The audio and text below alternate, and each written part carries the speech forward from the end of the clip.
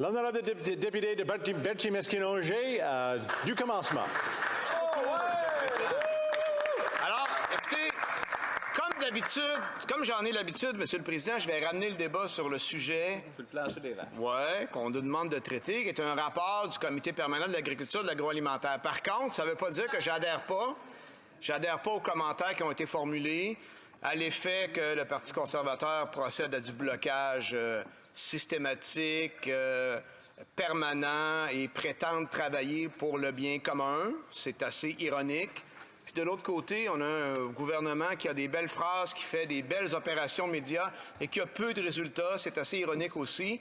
Puis on a le valet NPD qui vote toujours avec le gouvernement, peu importe ce qu'il y a dedans. Fait que, bon, ça fait le portrait. Mais nous, on est là pour parler de contenu et je vais y aller dans le contenu, Monsieur le Président. Dans les recommandations qu'on avait faites, on avait fait l'étude pour le coût sur les chaînes en épicerie. Ça me permet, Monsieur le Président, de spécifier au secrétaire parlementaire par rapport à la question que je lui ai posée tantôt en disant que l'opération de son ministre de l'Industrie avait donné absolument rien, sauf une belle opération médiatique pour tenter de remonter dans les sondages, ce qui a aussi été un échec en passant. Parce que cette étude-là, on l'avait déjà faite. Et les PDG des grandes épiceries, on les avait déjà reçus en comité. Puis on avait déjà goûté à leur, je vous dirais, à leur insouciance, au fait qu'ils prêtent peut-être peu d'importance à ce qu'on leur demande, parce que je l'ai déjà nommé en Chambre, je vais le renommer, Monsieur le Président, quand on a reçu ces 5 PDG d'épicerie-là, qui ne voulaient pas nous donner leurs chiffres de profit qui sont astronomiques, qui ont augmenté par rapport aux années antérieures, malgré tout ce qu'ils peuvent nous dire, qui nous disaient, bien, on est en concurrence, on ne peut pas vous donner ces chiffres-là. Bien, Monsieur le Président, je leur ai demandé, est-ce que vous allez les donner au Bureau de la concurrence? Parce que le Bureau de la concurrence, lui, il va garder ça confidentiel, puis il y a une étude sérieuse à faire. Les 5, ils m'ont promis qu'ils le feraient. Puis quand j'ai reçu le rapport du Bureau de la concurrence, dans les premières pages, dans le rapport, on déplore le fait qu'ils n'ont pas fourni les chiffres. Ça, c'est de la belle honnêteté, de la belle transparence. Je les félicite, toute la gang. Puis là, je suis en train de les recevoir à nouveau au comité parce que le bon ministre de l'Industrie nous a demandé de le refaire un peu pour qu'on participe à sa mise en scène, à sa pièce de théâtre, pour faire croire aux gens qu'on travaille sur le prix de l'épicerie, puis que ça va avoir un impact. Et ces gens-là nous disent, chacun leur tour, bien là, il m'en manque 2, là, mais chacun leur tour, ils m'ont tous dit, oui, moi, je les ai donnés. Fait que probablement qu'on va finir cette étude-là, Monsieur le Président, avec 5 PTG qui m'avaient promis de donner les chiffres, un bureau de la concurrence qui me dit qu'ils les a pas eus, puis les 5 mêmes PDG qui, après, vont me dire, nous autres, on les a donnés. C'est ça le pouvoir du gouvernement sur les prix en épicerie, Monsieur le Président. La problématique, là, elle est plus profonde que ça. Ce sont des entreprises privées. La problématique, elle est sur la concurrence. Puis la situation actuelle, elle vient d'une situation de oligopole où ils sont 5 compagnies à contrôler 80% du marché. Et même s'ils prétendent ne pas se parler, ce que parfois on peut douter, mais bon, on ne peut pas accuser sans preuve, hein? Donc on est obligé de les croire, mais ils doivent se regarder. Ils doivent se regarder, Monsieur le Président, parce que, entre autres, après la COVID, ils ont toute la gang éliminé les primes à leurs employés en même temps, la même journée. Fait que s'ils ne se parlent pas, ils se regardent faire. Puis quand on regarde la fixation des prix, ça se ressemble pas mal. Alors, c'est ça la problématique. Puis cette problématique-là, Madame la Présidente, maintenant, bienvenue parmi nous. Je suis content que vous puissiez profiter d'une partie de mon discours éclairant. Madame la Présidente, donc, cette situation d'oligopole-là, on l'a aussi dans l'industrie pétrolière. Et nos amis conservateurs là, qui dénoncent la taxe carbone, ça, je comprends pour la partie canadienne que ça a un impact. Mais au-delà de ça, ce sont les profits exorbitants de ces entreprises-là qui sont en hausse. Puis ça, c'est drôle, j'entends aucun député conservateur dénoncer ça. J'entends mes collègues du NPD dénoncer les profits des grands épiciers, puis je le comprends, puis je suis pas en désaccord, ils sont énormes, effectivement.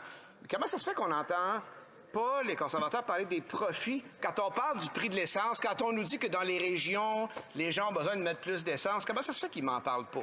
Moi, j'aimerais ça qu'ils m'en parlent. Puis tantôt, on a posé 2 fois plutôt qu'une la question à ma très estimée collègue du Comité de l'agriculture et 2 fois plutôt qu'une, on n'a pas eu de réponse. Alors, s'il y a quelqu'un que ça tente de répondre, je vois des collègues là, que je connais bien, là, je vous invite à me répondre, les amis. Je vous invite à me répondre, ça me ferait bien plaisir.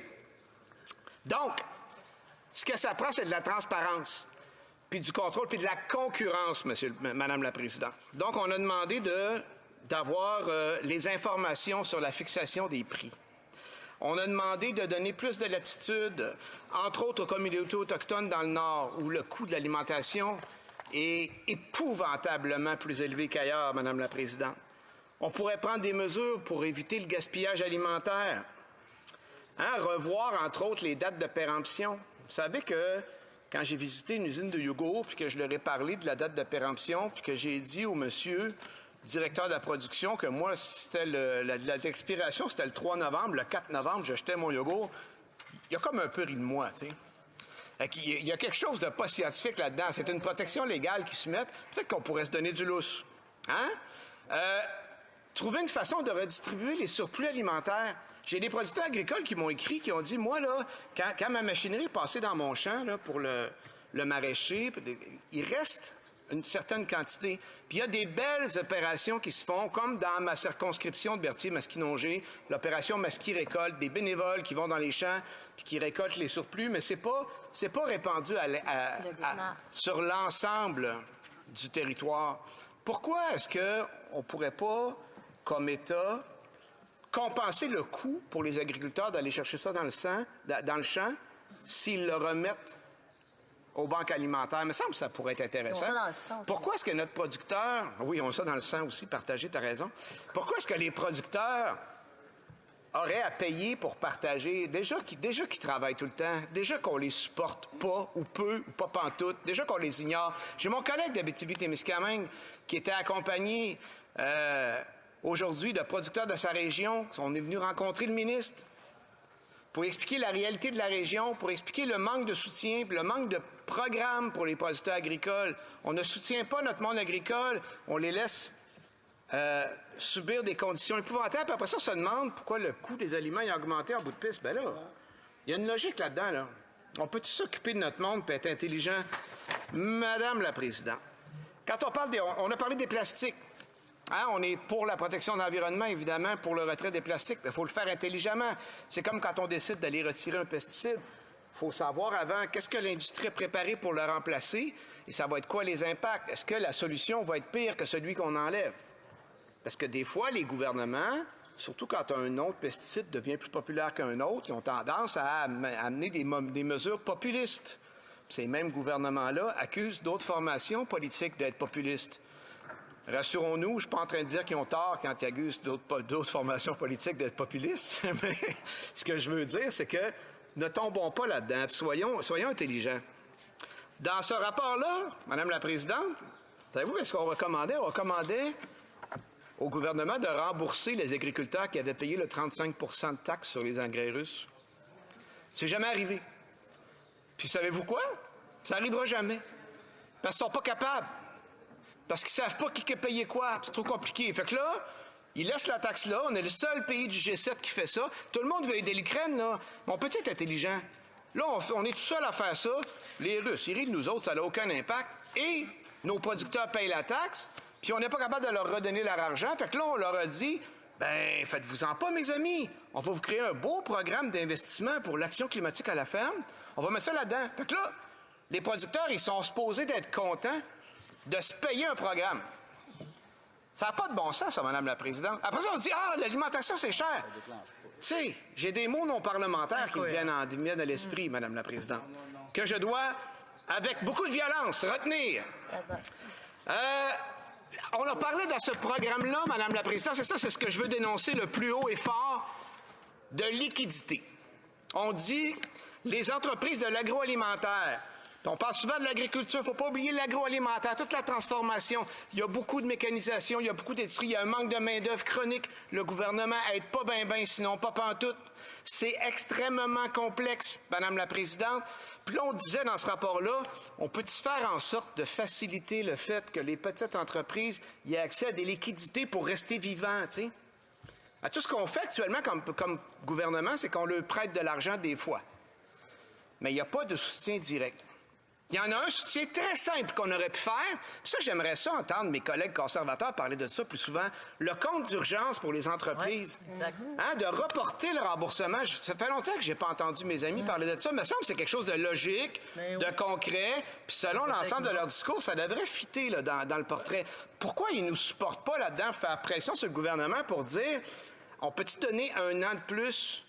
Particulièrement au secteur agricole. J'ai beaucoup de petits producteurs, et je suis sûr qu'ils en ont, eux autres aussi, Madame la Présidente, qui sont venus me voir et qui ont dit, écoute, moi, je suis pas capable de rembourser, j'ai vraiment besoin.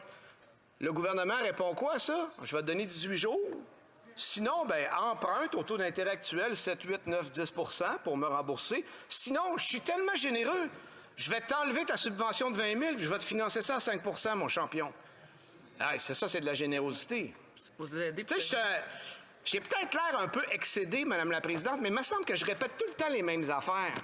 Puis je disais à l'employé de la WIPRI derrière, tantôt, quand il m'a dit, bah, il faut que tu t'en viennes en chambre, on parle d'un rapport agricole.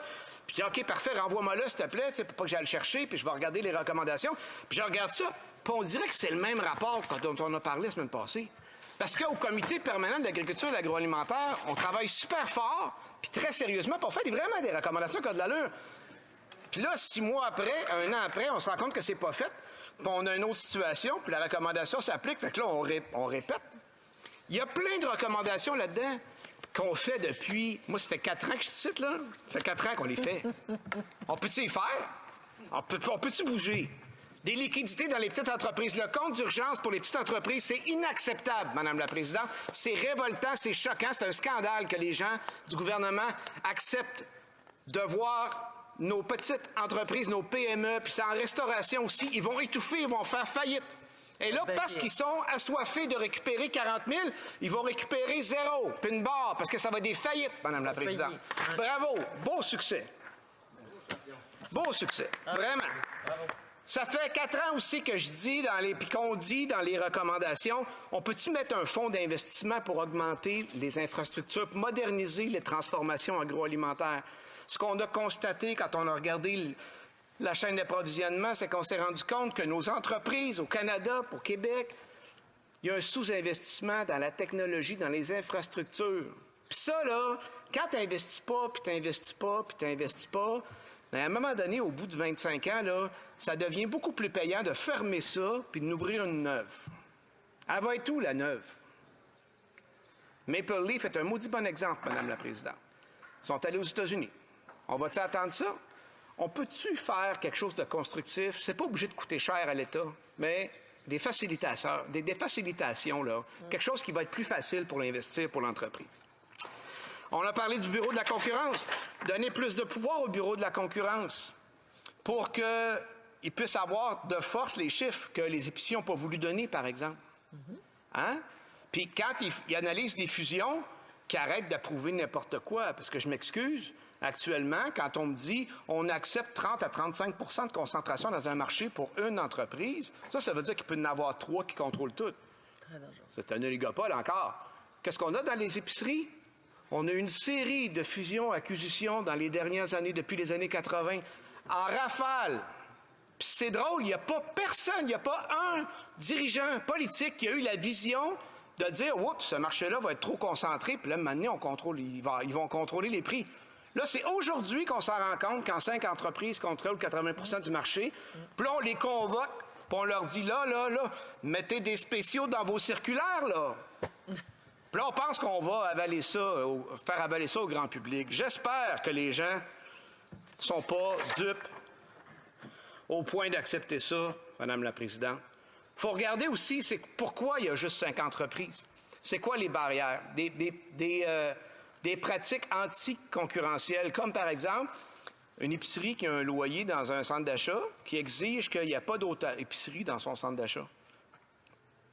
Ça, il faut que ça devienne illégal. Des fois, ils déménagent, puis l'ancien proprio, qui est encore pogné pour 5 ans, pour ne pas pouvoir mettre une autre épicerie là. Après ça, on fait « Ah, gadon, il manque de concurrence. C'est comme la main-d'œuvre. » Ça fait combien de temps qu'on sait ça, tu sais?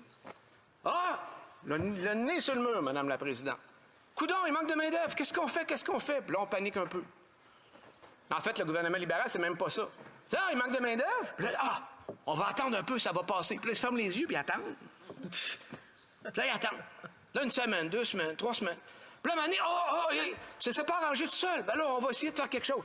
Il faut agir pour les gens. Il faut gérer de façon sérieuse, Madame la Présidente. Puis moi, c'est ça le message que je lance. Puis je le lance, bien sûr, à nos collègues conservateurs là, qui s'amusent à tout bloquer là, pour le fun de tout bloquer, pour dire que le gouvernement ne marche pas, puis après ça, penser avoir l'air brillant avec ça. Là. Mais je dis ça aussi au gouvernement libéral. Je leur demande d'avoir de la vision. Puis je leur demande d'écouter les propositions de l'opposition. Puis je dis ça aussi à mes amis du NPD, d'arrêter de voter en faveur de n'importe quoi parce que vous allez avoir un petit mini-bonbon. Tu sais, il faut agir pour l'intérêt commun. Tout le monde ensemble. Puis une période électorale, Madame la Présidente, c'est pas la première fois que je le dis en Chambre, ça devrait durer 1 mois et demi. Puis dans le 4 ans entre les deux, pas 2 ans, pas 18 mois, 4 ans entre les deux, on devrait tous travailler ensemble pour le bien commun. Absolument. Puis pour démontrer ça, Madame la Présidente, je vais m'arrêter 4 minutes avant la fin de mon temps. Puis j'espère que mon collègue du Comité de l'agriculture va apprécier, même si j'y en ai pas laissé beaucoup, il faut qu'il soit conscient que c'est énormément beaucoup parce que moi, j'en manque tout le temps. Merci, Madame. Bravo! Bravo! Question